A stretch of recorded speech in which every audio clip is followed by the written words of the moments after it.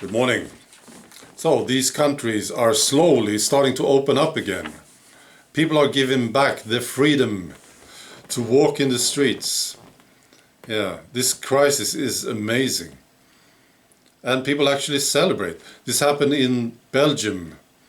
People came out in the streets, they had wine and champagne, at a distance, celebrating the freedom.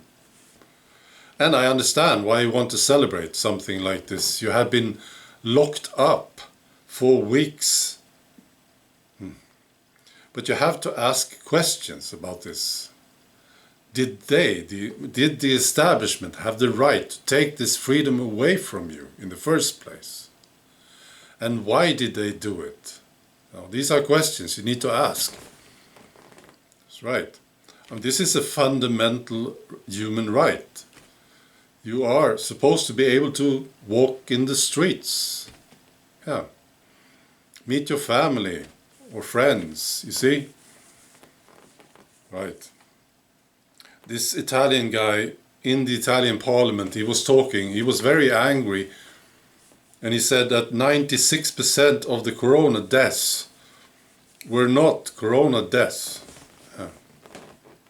I don't know if this is true. I just know that he did say this, and he was angry.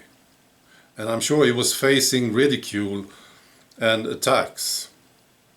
But he said it, still. And there's one thing that we do know. They did manipulate these numbers. They did. We know it already. Yeah, because people who died from cancer or heart disease, and then they were tested. And it said that they were positive, corona positive. And they wrote it down on the death certificate. So the numbers were manipulated. And why was it? Well, it's a very simple answer to this, I think. They wanted to manipulate this, yeah. Because they wanted an excuse to shut down these societies and crash the economies. Why did they want to do this? Well, that's another question. It's another video. But they did it. Yeah, we know it. Yeah. And there's one positive thing about this crisis that I can see, and that is the truth has a chance to come out pretty quickly. Because there's a lot of people depending on the truth here, and there's a lot of people who are pissed off about this. It's been a huge crisis, you see. And people are actually talking about it in the Italian parliament, for instance. Yeah. So, yeah. And this would mean, I'm sure about this, that the average person will sort of lift his head and say to himself, I lost my job because they lied. Yeah. My friend, he committed suicide because they lied. You see? I will not trust the establishment anymore. Yeah.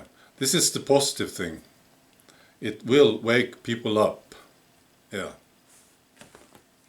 And you know what I think about this crisis? It's like the first rumble in the mountain before the big earthquake. It's big, but it's just the beginning of something. It is. People think that cultures just live on. This is not the case. No. Just look at history. They all run the same curve. They are born, they grow, and then they collapse. They all do. The Mayan culture, the Minoan culture, the Romans, the Egyptians, you see? But while they last, I think most people think this will last. Yeah. This will never end. But it always does. Yeah. So that's what I think is going on.